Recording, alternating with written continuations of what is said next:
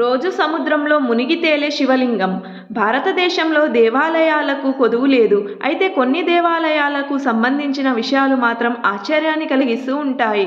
వాటికి సంబంధించిన వివరాలు వందల ఏళ్లు దాటినా నిగూఢ రహస్యంగానే మిగిలిపోతాయి.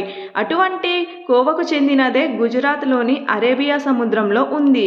అవును, మీరు విన్నది నిజమే. సముద్ర ఒడ్డున కాదు, సముద్రంలో ఉన్న స్తంభేశ్వరనాథ టెంపుల్.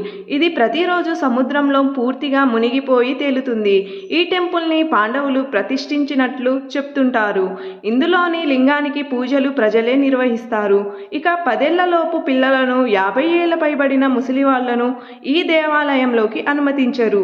ఈ ఆలయం మునిగిపోవడం, తిరిగి పైకి తేలడం వంటి 2 ఘట్టాలను చూడడానికి ఒక రోజు మొత్తం ఈ సముద్రపు ఒడ్డున గడపాల్సి ఉంటుంది.